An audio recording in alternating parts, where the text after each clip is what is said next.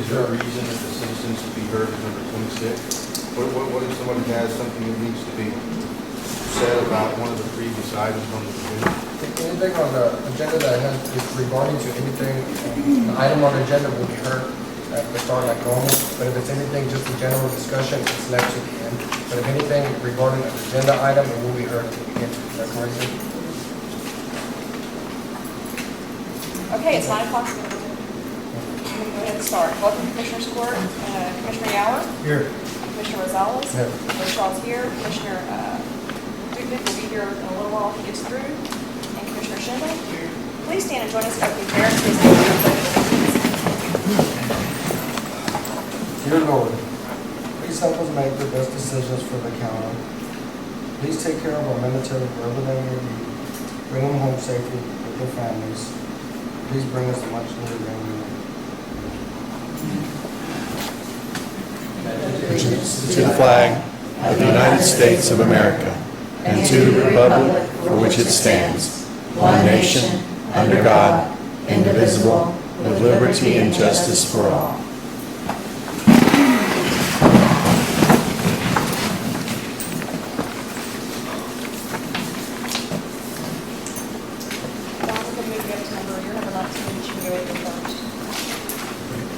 Didn't sign up this week, so.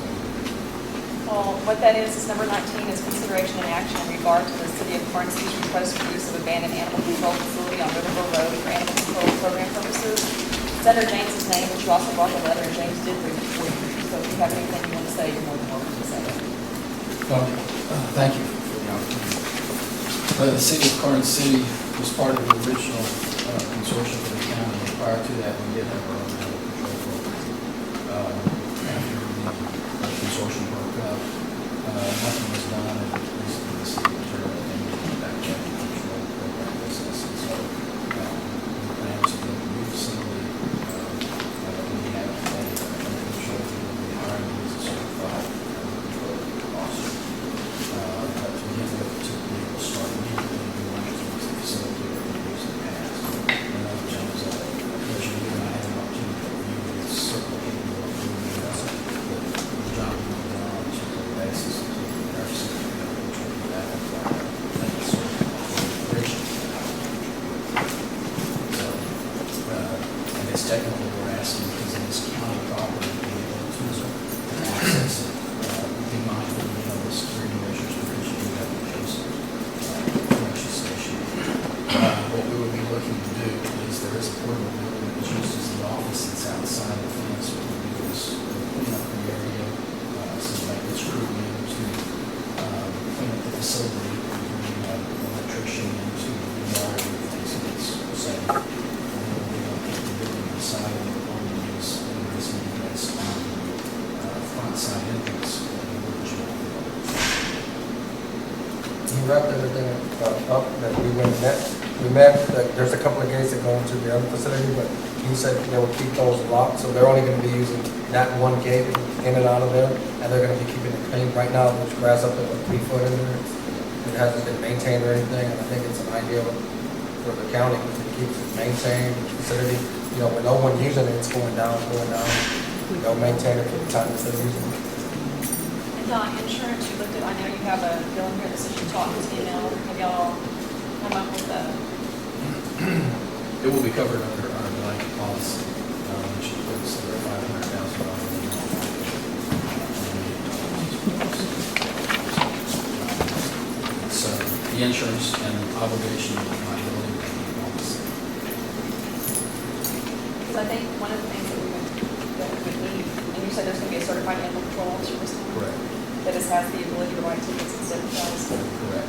As long as it's certified in information, which doesn't matter to the county. We do our facility, we'll be able to do that on site, or as you look past, we contract. I mean, I don't have a problem with it, but I think we need to work out an interlocal agreement. If there's any way you can talk to her. Not a problem. We will do that. Again, because it is, we're coming on to this county property. I think it's great because we do need some kind of So I think, I don't have a problem with it as long as you meet with her, and you you guys work out the legal ends of it. He'll be back Monday. I'll make a motion to take action on item number 19 as presented. Is that within a local agreement? With an interlocal agreement that speaks to the county attorney. Okay. All in favor, say aye. Any opposed? None, motion carries 4-0. We'll just get with Herb so we can bring the interlocal back to court before you start. Thank you, Commissioners. Maureen, we're gonna move to you.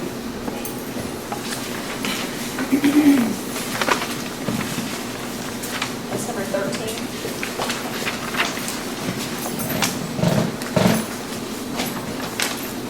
Number 13 is authorize Lorraine Daly as the owner's agent to act on the owner's behalf to ensure compliance with the provisions of the Texas Architectural Barriers Act, the Karnes County Jail, and Karnes County Ambulance Parking Lots.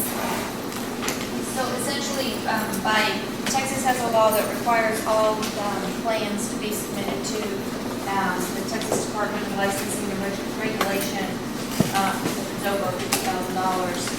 And they do their handicap review, and in addition to ADA, we have to follow Texas accessibility standards in Texas.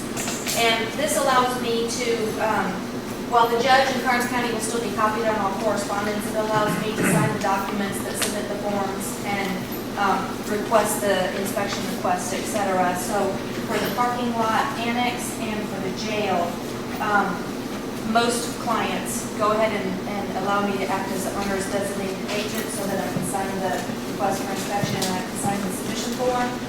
Again, the owner and agent information is on here, and the judge will always be copied on all correspondence. And I can't act in any capacity other than making sure that the documents that I've already prepared respond to and provide the required accessibility features that are required by law.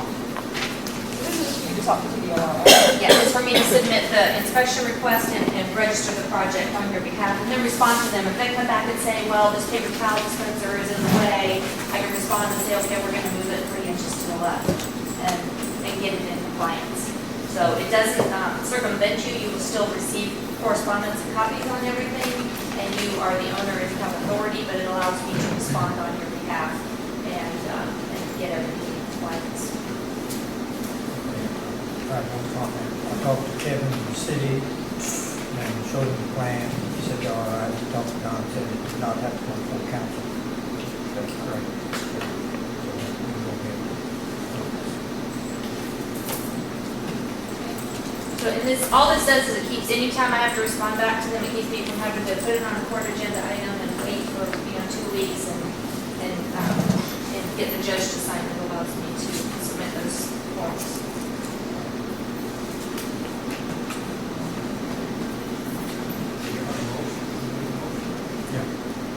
I make a motion to authorize Lorraine Daly, owner agent, to act on behalf of ensure compliance with the provisions of the Texas Architectural Barriers Act for Karnes County Jail and Karnes County Ambulance Parking Lot projects. Second. All in favor, say aye. Any opposed? None, motion carries 4-0. Number 14 is the approved schematic design for the Karnes County EMS project.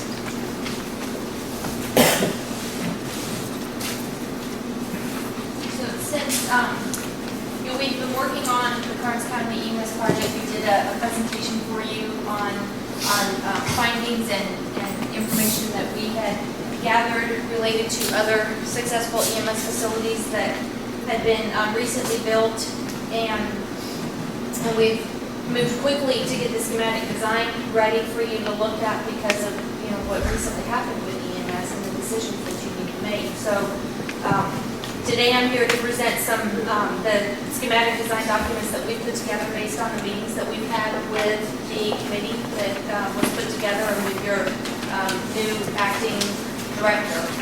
And the site plan, the survey, last Commissioner's Court, the court agreed to allow us to order the survey, which is in the works. And in the meantime, we've been working off of Google Maps. So when you look at the site plan there, we're showing where a new EMS building can be located at the deeper portion of the site, allowing a 90-degree entry in and out of the bays, which is the safest entry and exit point or access to the road for bringing the ambulances in and out. And what we've done is showed where you can put your bays and your building, which would be administrative and living space and parking. We've showed how you can allow expansion, so that essentially this facility will serve you for 50 years or more into the future, because there's plenty of space to expand. And then what we've also done is looked at as an interim, because of what you're facing on the west side of the site. I've talked to Ronnie about this, and the materials that are stored there now, he could locate those in other areas where Road and Bridge is storing materials.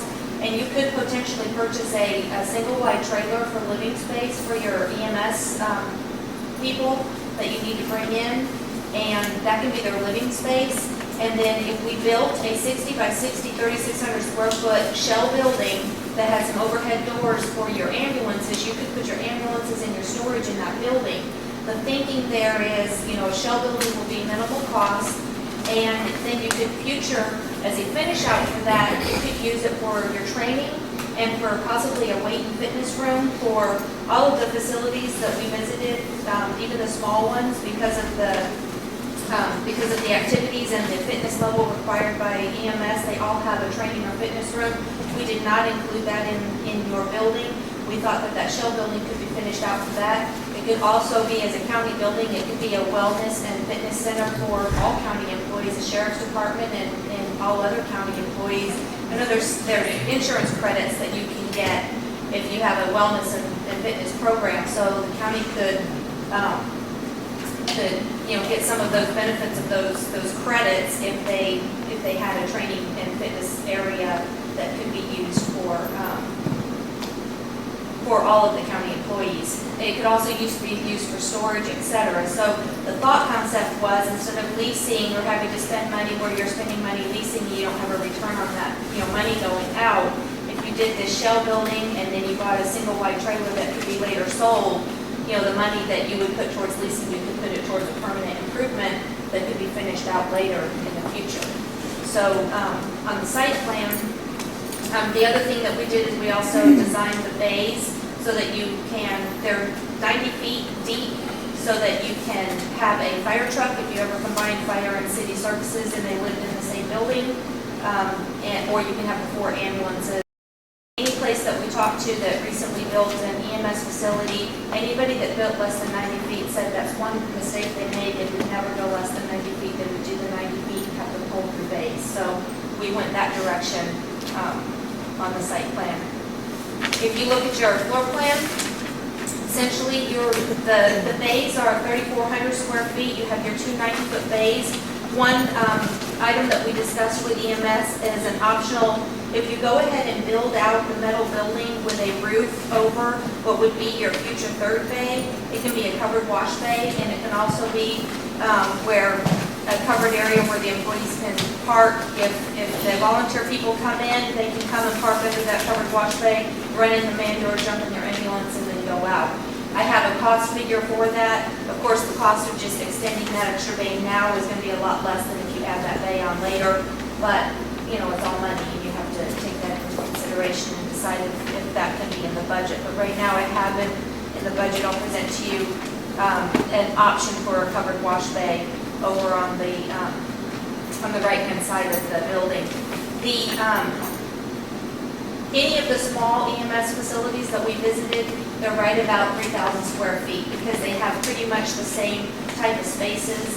So we came up with as close to a square as we could, because the cost of the metal building when you're in a square is a little bit less expensive than rectangle or other irregular shape. So we took the square of 54 feet by 54 feet, and we developed the spaces that you would need in there. You have your kitchen, living and dining, which is one open area. We set up the pantry and the refrigerators for 3 shifts. If you go into your 3-shift full-time scenario, we have the decon room to be able to, if you have bodily fluids and you need to clean up before you come into the living area, right off of the bays, where you can clean and shower contaminated clothing and materials. Supply room and secure supply rooms.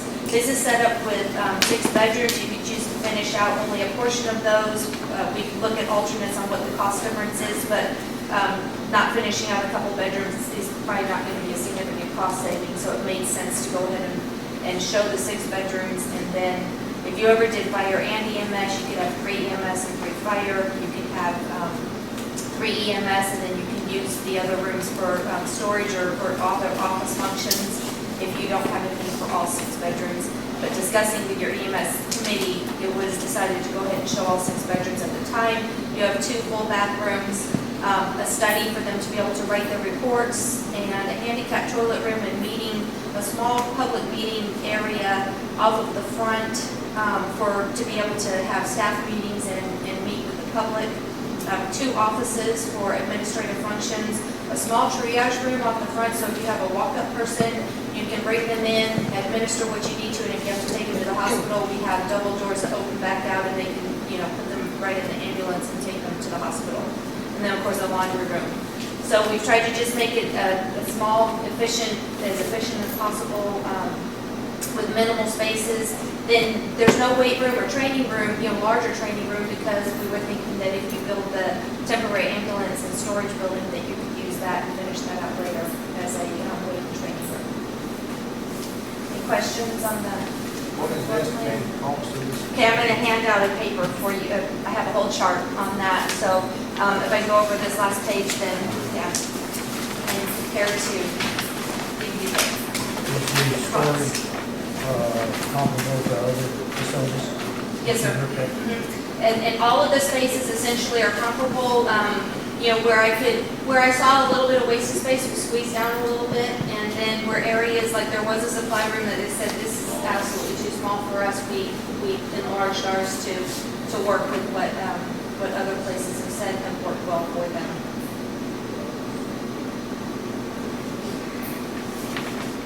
And then on the 3rd page, we're showing essentially, to try to keep costs down and make the building as efficient as possible.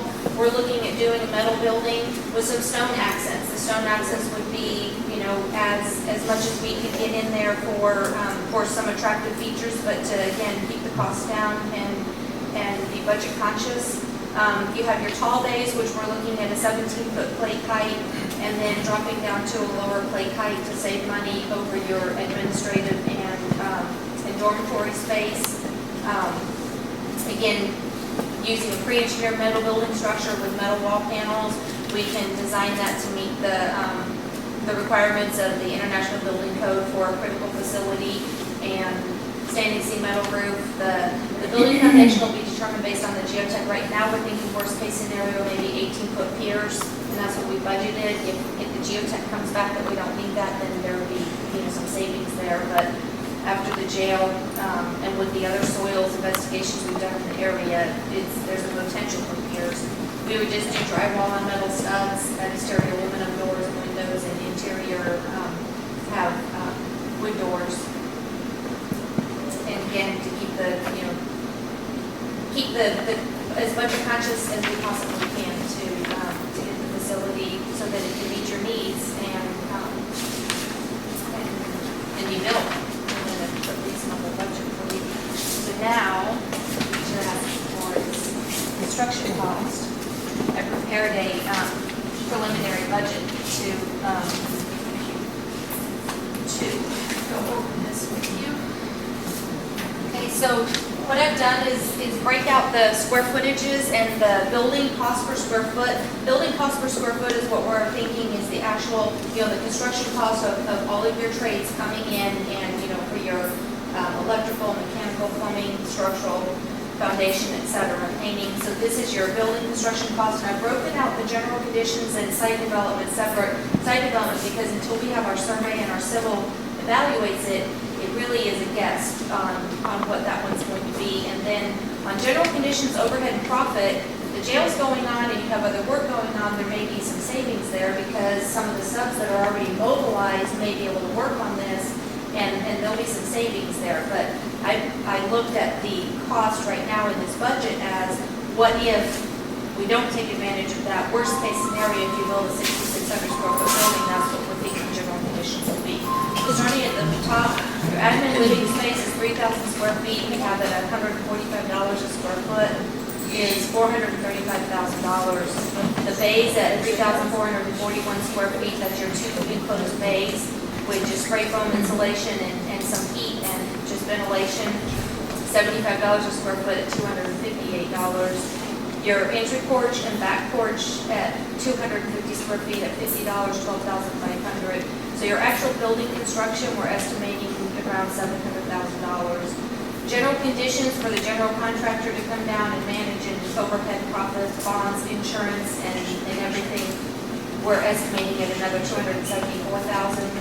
And then site development, right now I have estimated at $200,000, and again, that's kind of a guess, because we have demolition, we have potential, a little bit of potential remediation maybe around the fuel tanks that Road and Bridge has there, or if there's any soils that have a little bit of diesel or gas in them, we're gonna have to take that out.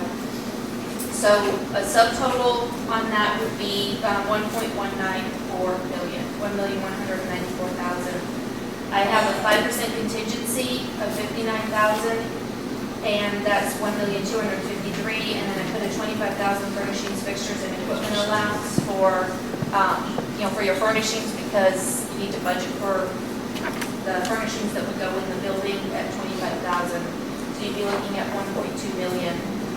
And then down here I have ad alternates. That open structure for the slab and the third wash bay, I've estimated at $30 a square foot, 1,700 square feet at $53,000. If you built it later, it would be a lot more, because you'd be looking at mobilizing a contractor to come down and as a separate project adding on. So that's why we included that in there now. A trailer for immediate EMS housing, I have a budget of $30,000. I mean, I've seen them for $20,000. I have another handout for you that we can talk about. If we advertise, we could advertise and see what would it cost if you're interested in going that route. And then the metal shell building for immediate storage and ambulance bays that could be finished out for the future training and weight room. Possible wellness center for all county employees is 3,600 square feet at $40 a square foot. Essentially, it would be your building foundation, your metal building, your overhead doors, man doors, some minimal ventilation, and a little bit of radiant heat, some plugs, lights, and your insulation is essentially what's included in that number, $144,000. So a total with ad alternates of 1.5 million.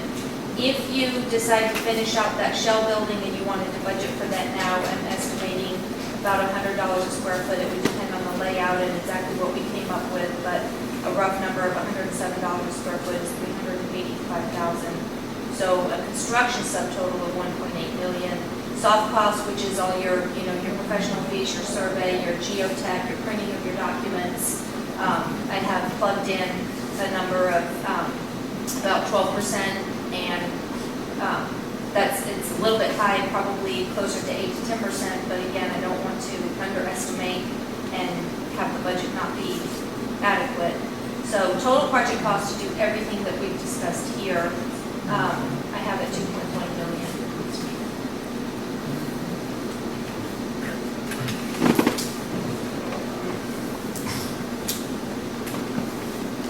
Okay, for immediate action, move the dirt, do demolition of the building, put in a mobile housing unit, and build 3,600. That would be the first point, is that correct? What we would propose first would be advertise, yes, sir, advertise and do the metal building. And so for the, somewhere around 30,000 and 144 plus your soft cost would get you your immediate need. And you don't have to demo the building either. Those, we've located those just where the road materials are. So, and Ronnie has said that he could live without that space if it. I think we can move that to Gillette. Our Fall City yard is pretty well taken. The Rungy yard, TxDOT right now is using it with our permission. So I would recommend to the court that material, first of all, we use what we can use, but don't just waste it. What we don't need and don't use immediately, we can relocate it to Gillette.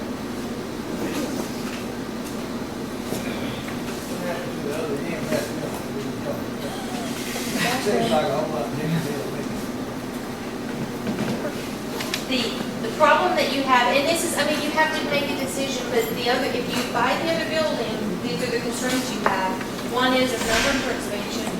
You're not gonna be able to grow. There's no room for a fire truck if you ever do fire trucks. There's not, it's much smaller size, and you're getting a 6,000 square foot building versus 3,600 square feet. You know, I mean, you have to make the decision, but if you're gonna spend $500,000, do you want to put it towards a building that's going to take you 50 years in the future, or do you want to put $500,000 into something that's, to me, you know, semi-temporary? That's a decision. I mean, I can't make that. I don't know what your budgets are. I know that you don't have this budgeted in this year, but if you can budget it for next year, this would be a move towards, you know, a solid future for your EMS and your emergency services. Versus temporary, that's, What do we have out here? 500,000, less than half of an acre. What do we have out there, Ronnie? I'm not sure what the acreage on it is. I think I saw it as 1.92 on Right it. over two. Wasn't that what it said? You remember that? I remember Johnny saying something like that, it was almost 2 acres. Where the I don't bridge know. over is now? Right. oh, where the road and bridge is? Yes. Yes, I can tell you what that is, I'm sorry. I thought you were talking about the I thought we were building talking that about you out were. here, what used to be the old Karnes City Yard for the. Oh, no. No, road and bridge. The, I'm sorry. what we did off Google Earth, we're waiting for the survey, but we have 1.92 acres. So, I mean, you have enough room to grow. I only showed, you know, what the expansion that I thought you could conceivably have, but if you look back on the site plan, you can see the little circular drive that I drew. You still have a considerable amount of extra space that you can, you know, that you could use that's county property. So it gives you growth. It meets, you know, it's a plan of action that can meet your immediate need now with an investment towards, you know, towards the future. Of course, to build the, you know, to move out of what we're proposing for temporary and into your new building, we need a new home for Road and Bridge, and we need to demolish Road and Bridge and move them out, et cetera. But the temporary shell building for the $144,000, and then the trailer for, you know, $20,000, $30,000, whatever the best bid is we can get, those, you know, can go in right away. And we can start using those as soon as we get them, you know, get the bid out and start. So that can happen quickly. The rest of it needs to, we need a new home for Road and Bridge. So we can move them on out. What I handed out to you is that I just looked up 3 different floor plans. A 3-bedroom, 2-bath. Some would be, and again, these are just some rough numbers, 25 to 35,000. When I was driving down here on the side of the road, there's one, you know, 3-bedroom, 2-bath, brand new, advertised for 20,000. So when we bid it out, I expect these numbers to even be less than what I've found here. This one's 16 feet by 66 feet. There's another one that's a 2-bedroom, 2-bath that's 12 feet by 56 feet, 23 to 33,000, and then if you even went down to a 2-bedroom, 1-bath, 21 to 31,000. I would propose that we just advertise and get the different bids, and then you can select best value. I think a 3-bedroom, 2-bath would resell better probably than definitely a 2-bedroom, 1-bath, but that's my thoughts. I'm sorry. Go ahead. I don't know if the court's aware, but the new HEB is fixing to begin construction in Kennedy, so that is going to be, the old property will be something that will be available. Yes, it will be sometime in the future, but that could possibly consolidate EMS, Road and Bridge, JP1. I don't think they have a start date yet, though, nothing's been confirmed. Well, I know they've been out there doing the geotech surveys on the soils. Yeah, Terracon's out there testing the soil. Correct. There is no definite start date.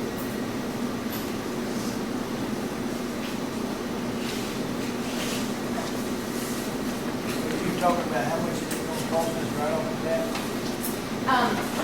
The start would be to advertise for the trailer, 30,000, and then your 144,000.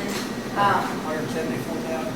Yes, and then whatever your soft costs on that are, I would budget about 12% and then a 5% contingency on that. Because again, I'm hooking up that trailer and getting your utility connections. I don't have the survey yet for the civil's input, so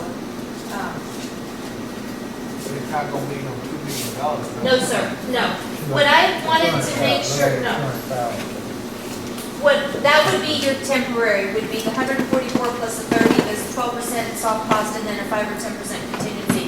What I wanted to do was, the 2 million would include, final finish out, the full EMS facility, if you do everything that I have shown on the floor plan, along with the alternate of the extra bay, et cetera. The building, again, I think, we have it consolidated down to the 3,000 square feet for admin and living, and there's not another facility that we visited that has been built recently. The smallest, that's pretty much the smallest one, and you can see the floor plan. If you take out 2 little dorms or 2 little bedrooms, that's a minimal amount. I mean, it's efficiently laid out. Getting smaller than that is difficult. The bays, you could choose to shorten those and make those smaller if you wanted to, but We're gonna go all out, we're doing it right. to me, this is doing it right. It doesn't all have to be done right away, but this is doing it right.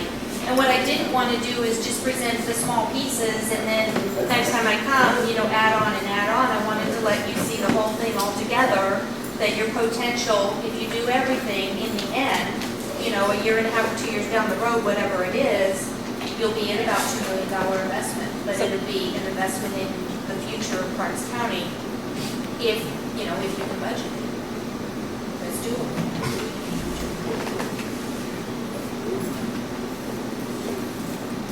But as of right now, what we're talking about is just 144,000 for the metal shell building and a temporary housing for the EMS. Yes, sir. Yeah, so I would budget about 200,000. I think we had 500,000 budgeted this year. Yeah, about 250,000 probably to be able to do that. And then authorize us to continue on with the plan so that when Road and Bridge goes out, then we're ready to build if you're budgeting the additional money. Let us at least go forward and keep going with the plan so we're not just standing still on that. It's an investment in your plans and let you be ready so that we're ready for the next phase. None of the construction on anything else can be done until you budget that money. But I know you're also doing your budget hearings now, so if you're able to budget, then you are. Where that set. HEB building is right now, that's not enough room to put the road and bridge and the EMS. Got to put one or the other. For road and bridge, you want, or what we've looked at is anybody with less than 10 acres is not happy and wanting to expand. That's what we've found. 10 acres seems to be like the sweet spot for counties similar to your size. People that are less, 5 acres, even some with 7 say we are searching for additional property. All depends on how you manage, how much property, how many materials you store, and all of those kinds of things too. But anybody that we've talked to has said you want 10. 10 is ideal. Well, this is my opinion. I mean, everybody got one. But why couldn't we just rock along like we're going for the next year or two? Because the oil companies are going to move out. This last the yard sometime down the road. The facility can be built and everything. That's just my opinion. I agree with you, Tracy, on a lot of that. But like for EMS right now, I know I we know have we need to do something about it. Yeah, if we could, Talk about the road and bridge. right, on road and bridge, we can hold off, but on the EMS thing, Yeah, it's where they are. I think we do need to get the metal shell building for storage and the trailer for these guys to be able to live in. Because when it rains in our building in Kennedy, it rains inside, and they're sleeping in there. It's like being outside. And that's one of the reasons we can't get volunteers to take call. I mean, we're ruining our own EMS service by not providing the services they need to be able to work. And that building's stinky, it's nasty, and they sleep on a, Casey Ebram put together some cots with blow-up mattresses on them. And that's what we have for people that are helping us when we're in dire need. That's how we're taking care of them. That's, Well, I think they need to be some. and that's exactly what they're doing. I don't have a problem with this temporary thing. 144 plus whatever. And then if we have, find him, road and bridge and other spots, then we can expand on that. I mean, this year we had 500,000 budgeted. Yes, and now you're just asking to budget 250 just to be able to get that up and going. Is that correct? That's correct, and I mean, that could come out of the 500,000 that you already have budgeted. I'm thinking the temporary, and then if you let us keep going on the plans, all of that could come out of the 500,000 that you already have budgeted. And then next year's budget, you need to look at budgeting what you would need for road and bridge to move out and for EMS to build, the permanent home.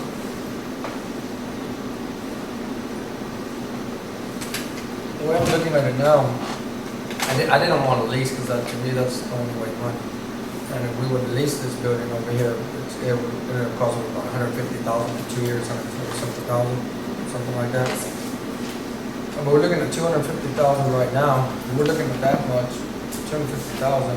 I do want to go into the future, of course. And this building they're asking $425,000. I believe it's We're looking at $175,000 difference. And I don't know, even if we build somewhere else, if we buy this building, and later on we can sell this building and still make our money back. The shell building That's what- is a permanent structure. Right, and Yeah. this shell building, that's 144 that you already have, and that still needs to go out for bid. So that needs to go out for bids. This is a budget. We need to prepare the plans, and then I need to get the survey so I can know what we need and the geotech done, so I know what we need on the foundation and what we need for utilities to get, power and the gas and the water to the building. So we need to prepare the plans for the shell building. The trailer, we could put out for bid, right away. I could just help write up an advertisement and some standards so that we can ask for bids on the trailer. So the trailer, you could get working on that right away, and then we could be preparing the plans. It won't take long, once I have the survey, to get the shell building plans done, and we can bid that, and then you can, while in the meantime, Ronnie can be using them as materials, and that could go in fairly quickly. Quickly, we're talking about 6 months, 8 months. Oh, less than that.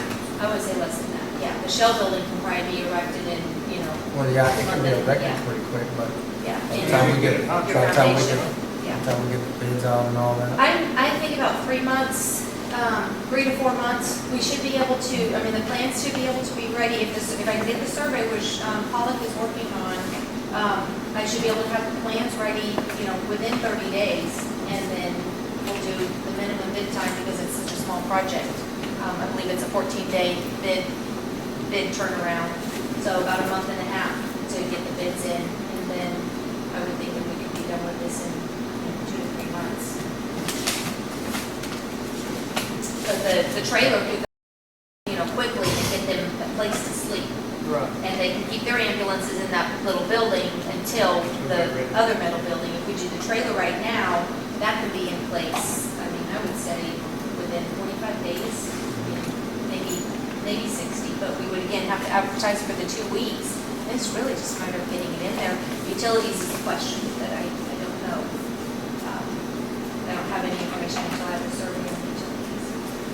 Ronnie, you feel like you can live with giving up that Yes, building back there? We can use that base material daily. And the coal mix and the other material is not that big. We don't have that large quantity on hand. And if we've got that for that yard, it's not that we're not using it all. So that's not a problem. So you just have to put a fence up across there between. I don't even know if it'd be necessary to put a fence up. They may want to keep that open for turnaround space. If you put a fence across there, you're going to limit their access to the space. Would you, Elaine, do you think we need to put a fence across?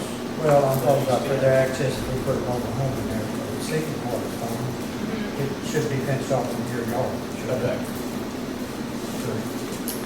So we'll look at, when we get the survey, I'll come back with a real site plan.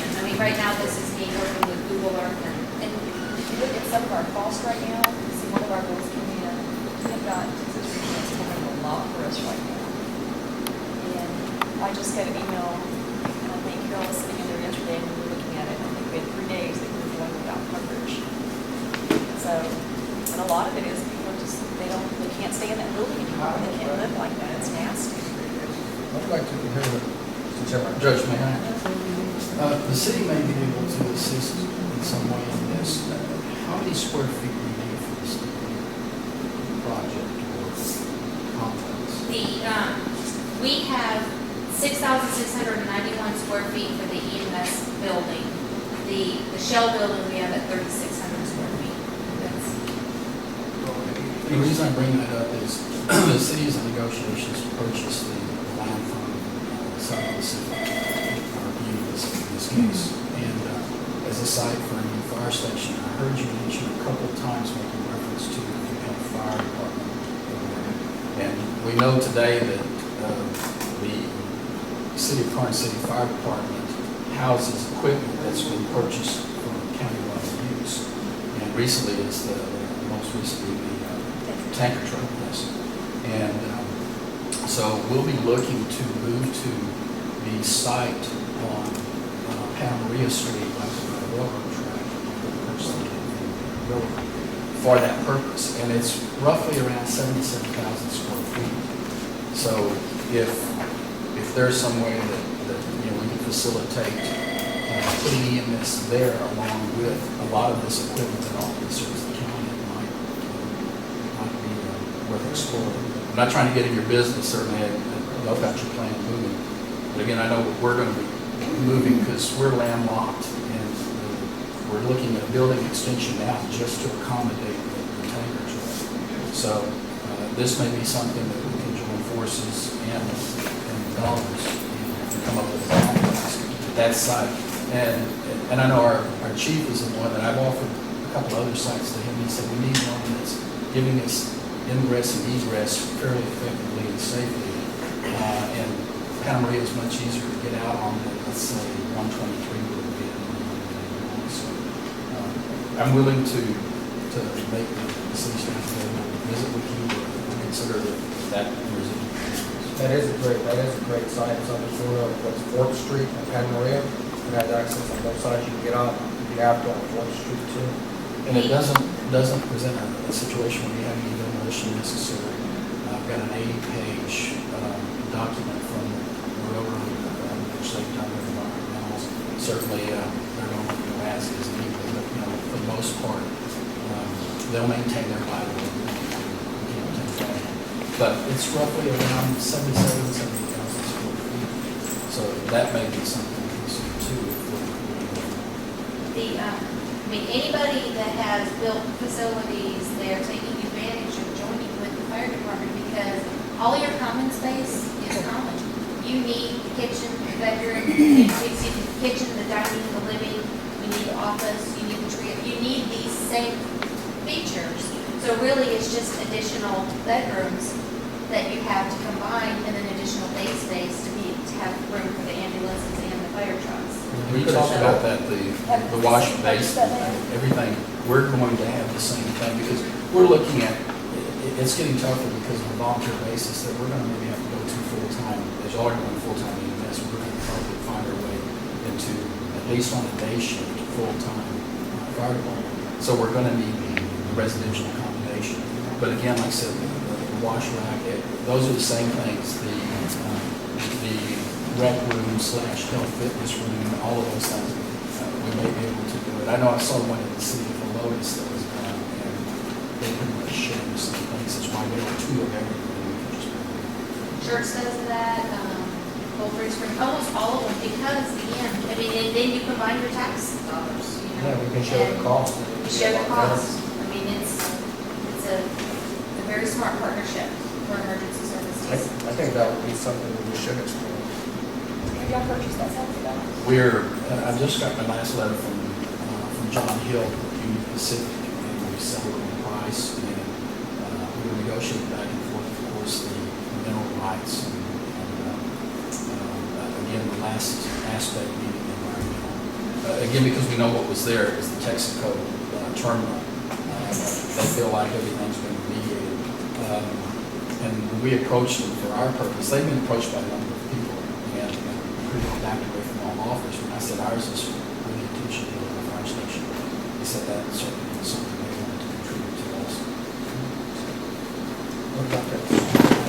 Main sewer line, capital. Well, that was the other thing is since our 12-inch line runs right into the property, we were willing to accept the liability since it's brand new, and as you go up that slope, it goes down to a depth of 20, 25 feet. So it's substantially deep, it's substantially new, If need be, the city certainly can accept the liability if we have to figure it out because we're on top of it.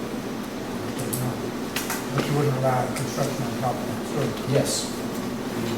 Again, because we're at 20-foot depth. Or you would allow construction. Because it's ours.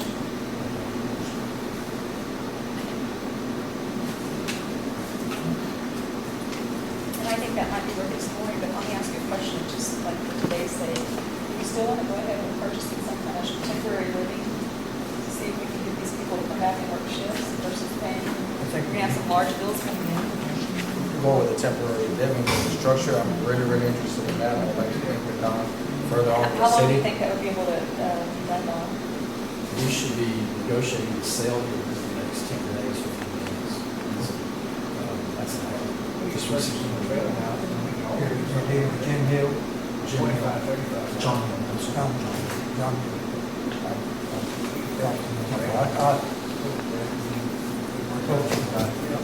Yeah, the fact that that 12-inch line sits in the center of it, that's an issue for anybody else. But for us, it's ours. We'll reroute if we have to, if we ever have that leak.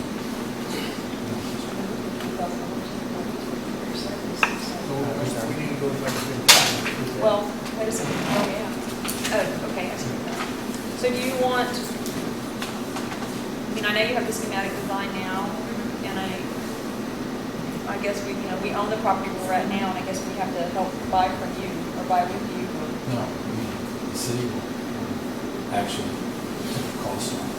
That would be something we Would pass. you do some kind of interlocal agreement with us? It would be, but the same as we would with the animal control. Sure. To make sure we don't get booted out? No. Would not want that to happen, not at all. I think it's the economies of scale kicking in, the nature of the fire and rescue, and it just, to me, it makes sense. Makes sense. It'd be ideal. To me, it'd be Saves ideal. tax dollars. It really, it saves tax dollars. And I think that people would sooner get me out, us would be all outside. So why don't we look at, do you want to pass number 14, and then we can see what you come up with on? You take no I action. can visit with her to see the site does work for what you can. And I guess like we're listening to talking about the fire station, we'd like to figure out some side. So we'll see if we can actually make it Yeah, happen. what's the thing? Okay. Great, so then we can move to number 15, which would be to discuss and approve, disapprove advertising for temporary building in the Karnes County EMS Road and Bridge for living quarters.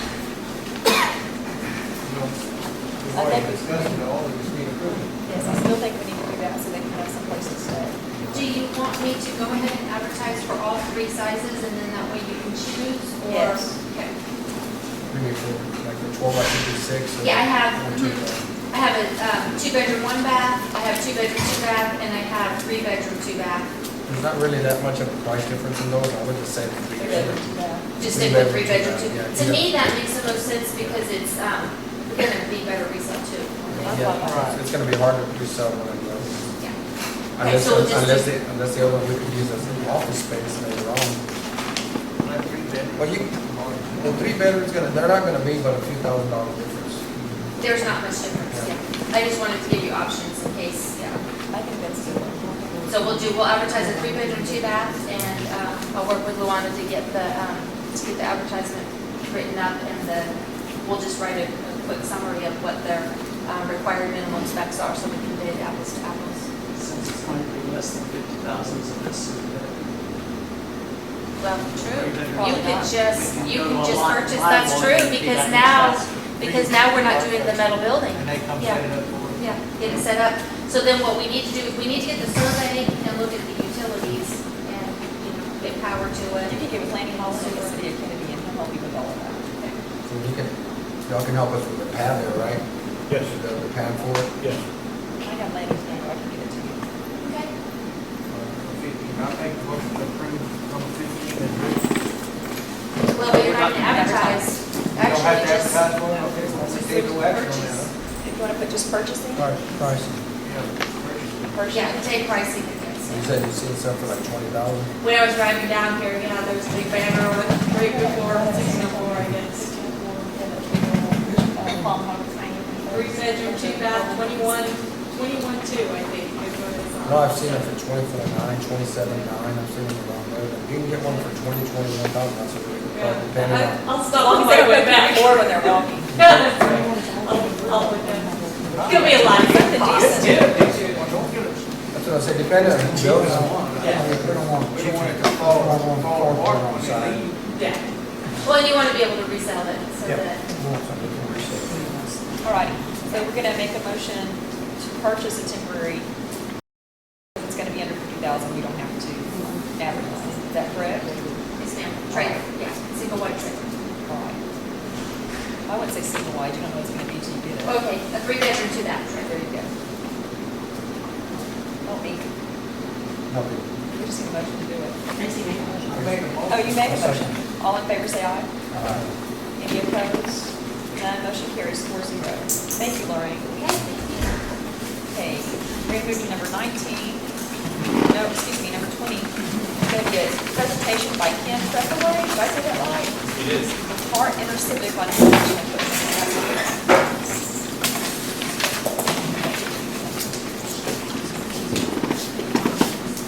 Good morning. I made some slides, and Carol's going to hand those out so we can just follow along with printed copies. We have a projector set up in here. And inside the flap, you should find a business card of mine. So the little flap there at the bottom. So my name is Ken Trethewey. I'm here representing Hart Intercivic. We are an elections company based in Austin, Texas. Last year, 2012, we celebrated our 100th year, so we're an institution in our industry. I've been working at Hart since 2005, and before that, I worked in the elections office of Travis County. So I was a Hart customer before becoming a Hart employee, and experienced them from both sides, and I can attest it's a really great company to do business with and to work for. So I just wanted to talk to you a little bit today about your current election system situation. Give you a few bits of information about Hart Intercivic.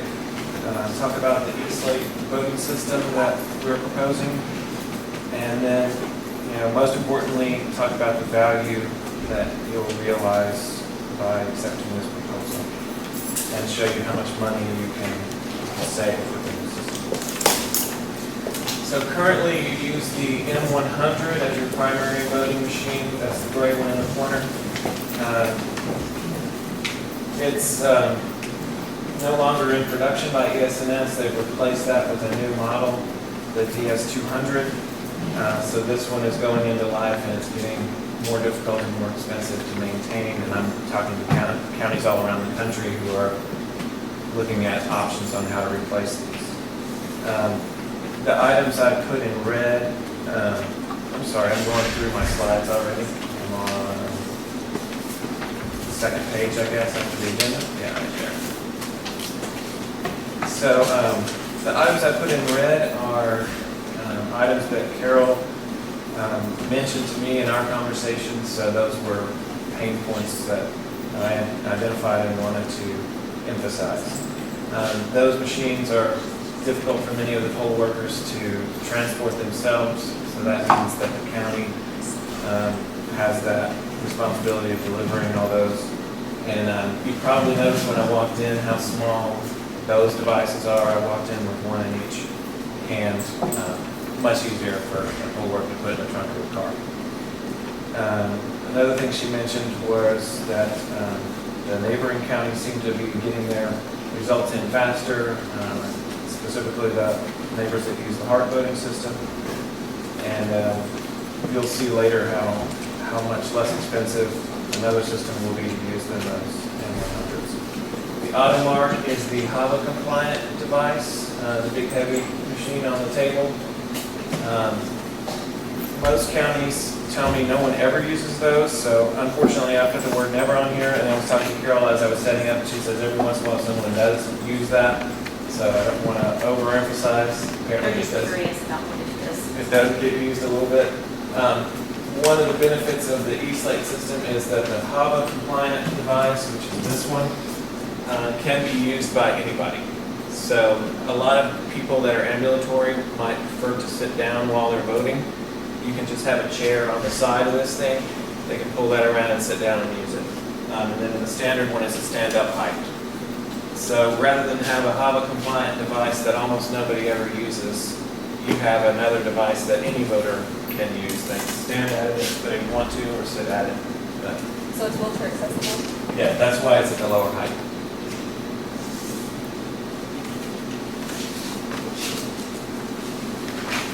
Okay, and ES&S, I'm not going to spend any time bashing my competition, but the fact is they're the biggest elections vendor in the country.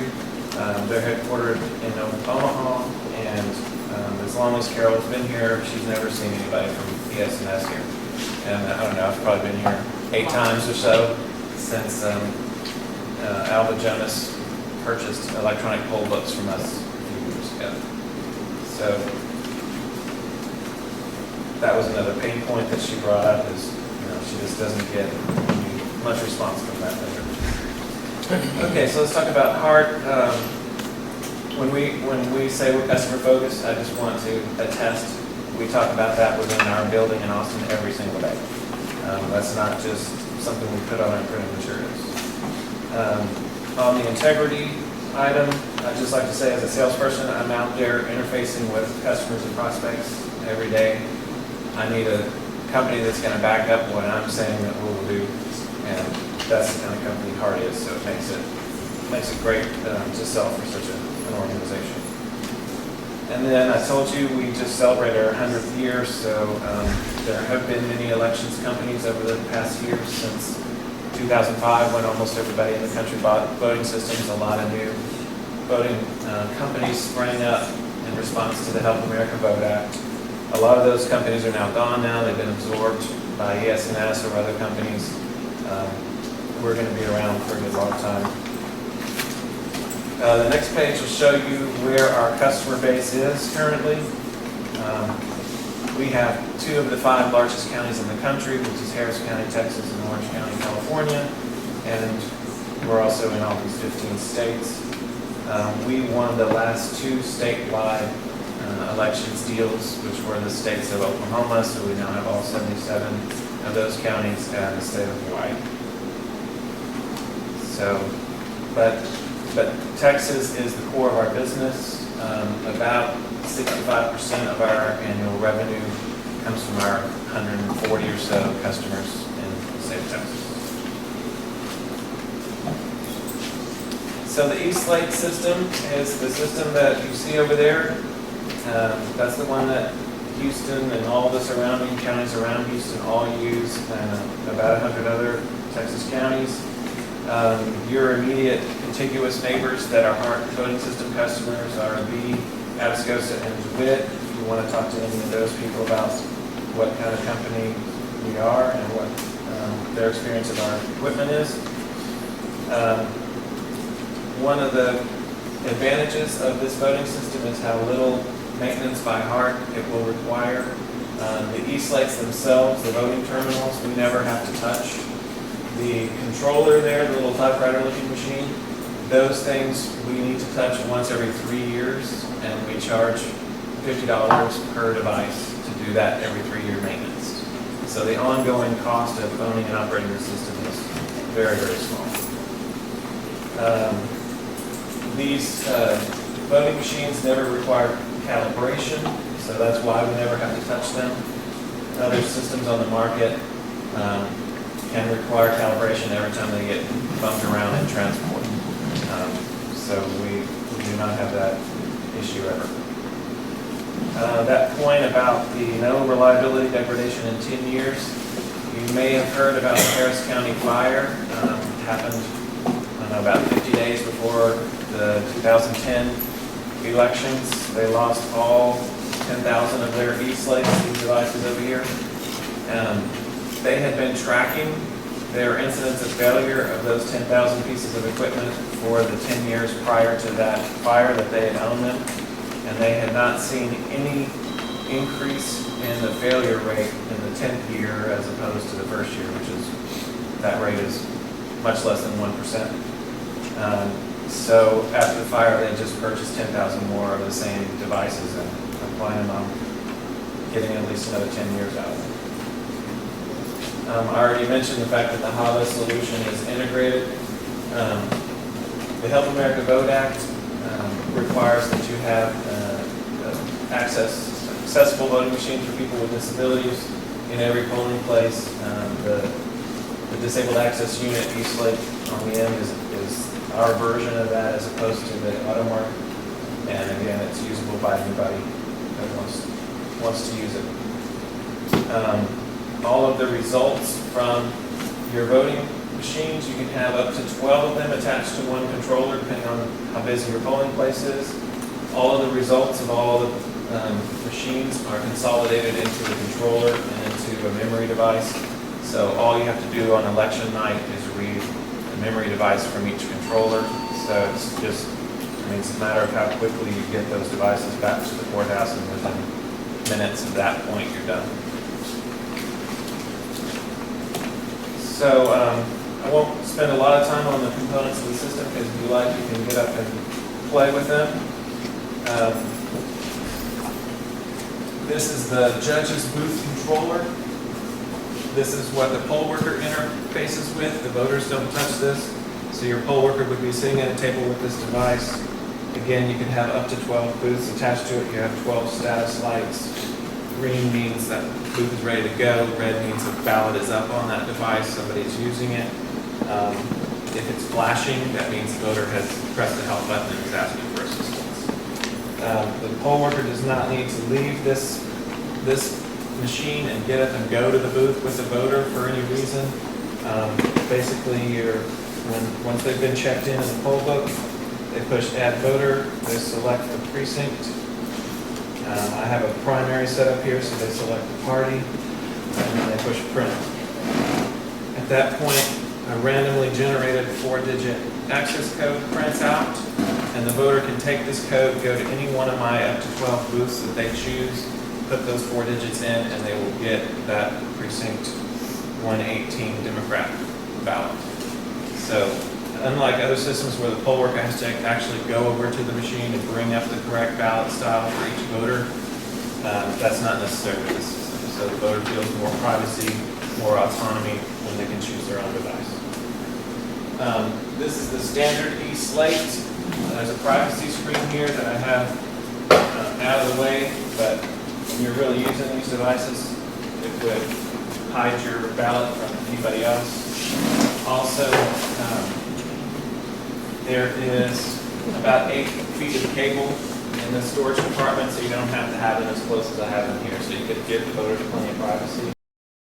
Everything you do on this device, you accomplish by turning this select wheel and then pushing the enter button. So the first thing I'm going to do is select my language, press enter.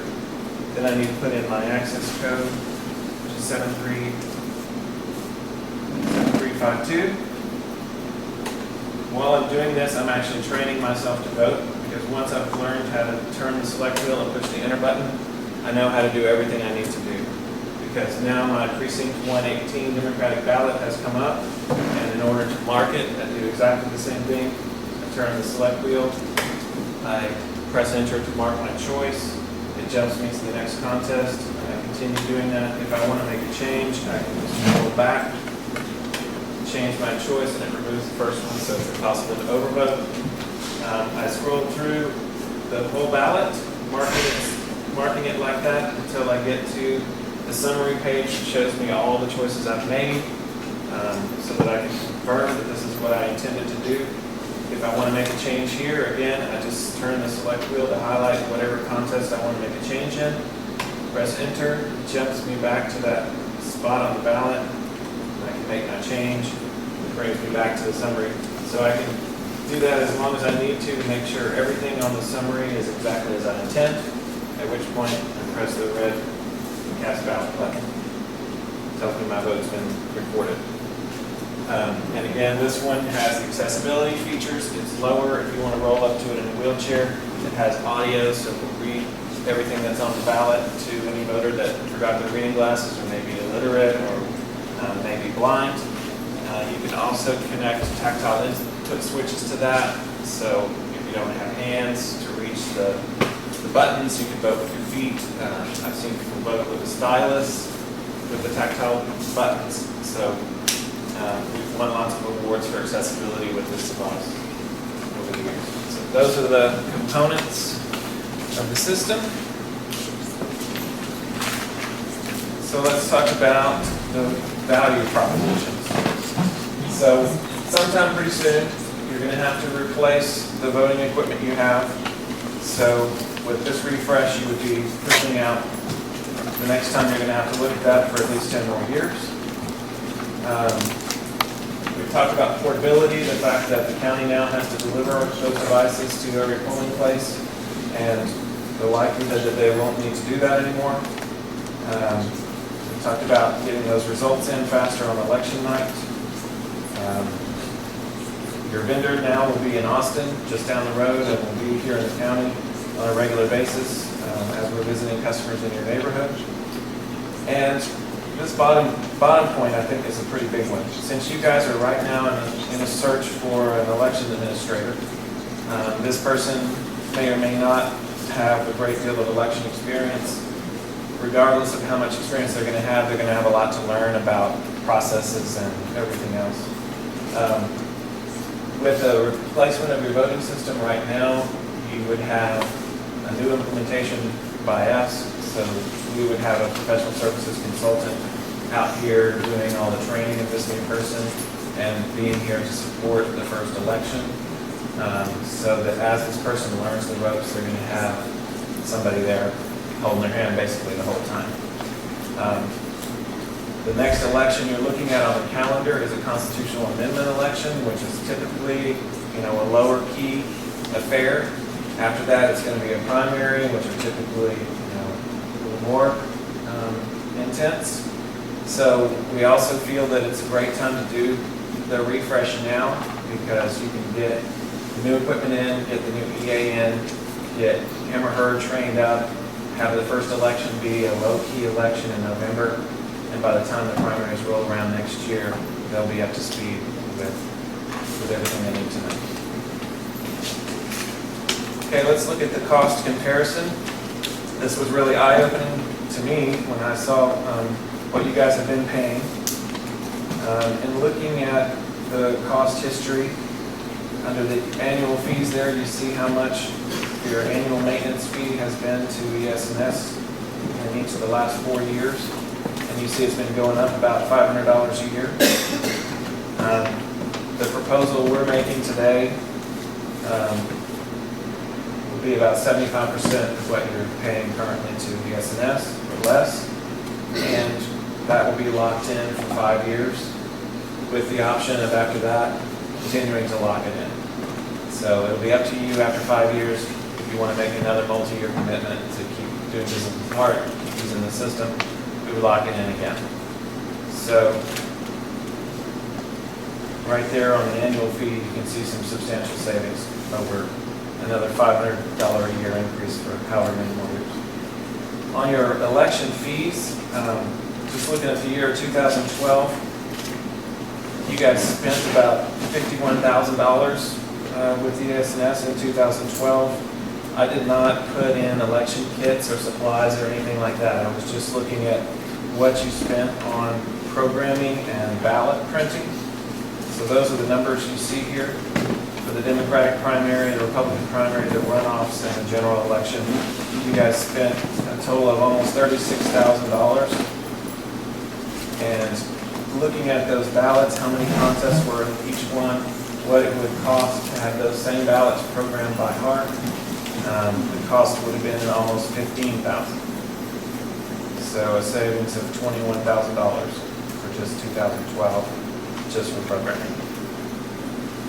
So like on the general, you have here a third. It would have only been with Hart, a third of the cost. Right. There's no printed ballots in that system Right. like we have now, which is huge. Well, it's not as big as you might think, though. We can break that out if you like, but that is a portion of the savings. There's no printed ballots, but even just their programming charges are much higher than ours. So the problem, I guess, the one problem we have now is we own the ESS equipment and we have to buy the Harding equipment. that. Right. But the maintenance and parts for the M100s and the auto marks, they're, they don't make any sense. And to get maintenance out there, we had, Brenda can attest to how many times we had M100s break and he would come out and fix them and then they still would be broken. And then the auto mark, every time we took an auto mark to Sesahova, it broke every time. And so it was terrible. If I can make a comment too, ES&S, when they did their yearly maintenance on these, they did it about a month ahead of the primary, I believe. And we went to go check our programming on our cards a week before, and we found a lot of problems, and we would call them and say, hey, we're going to check this. They said, oh no, we only check this, this, and this is on you. So we're on the phone trying to figure out how to fix equipment a week before the election. It wasn't pretty. So, Carol, what you want to do is like budget this new electric commission this year at this price. Is that what you're looking at? Is it $260,311.90? Is that what it is? Yes.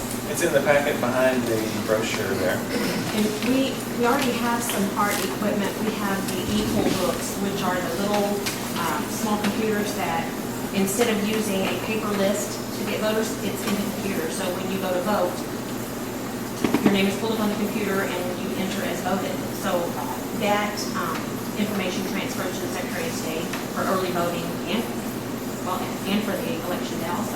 So everything is going to become automated eventually. Those two pieces, those 4 pieces of equipment there, all 4 of those have to go to every precinct. So 15 precincts get all 4 pieces of equipment. And I had Pete lift that one for me today so he can see how heavy that is. 15 times we deliver that. It's not easy.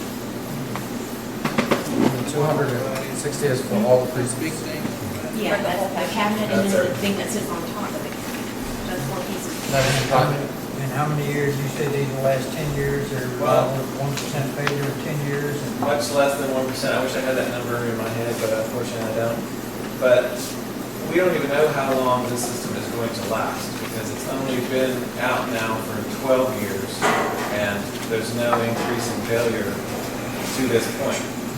So, it just keeps trucking. And then our maintenance will be less than half of what the cost is on the ones we have now. It's about 73% of what you're paying right now.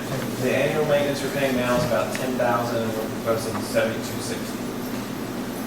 It's a savings of $2,500. And then more on programming, because your programming will be a lot less and you won't have ballot printing to pay for anymore. Plus, we also will have to rent the U-Haul to deliver and pick up the machines because the poll judges or poll workers will be able to do it themselves. When they can pick up their box of supplies, they can easily take those in any car. It doesn't, right now, they can't, they don't take those. This will be everybody voting paper-free, right? I know a lot of people have a problem doing that, because they have early one, right? But just looking at, we spent $260,000 on the savings you're gonna put us per year. Before these will probably go out before we look at any kind of savings on it, they probably become obsolete, but the purpose of these is to make it simpler, makes it a lot simpler. Because even included the U-Haul, the savings that we got, and that $260,000, you get 30 years before you come out on the savings or something. But it would make it a lot No, simpler. because How long have we had the ESS cards? since '05, I think. 2005. So you're looking at those are 8-year-old machines anyway, so. Yeah, We have to you gotta update imagine. anyways. Well, and the one machine, nobody, I mean, maybe one person in each precinct uses the auto mark. It was a requirement because of Ohio grants.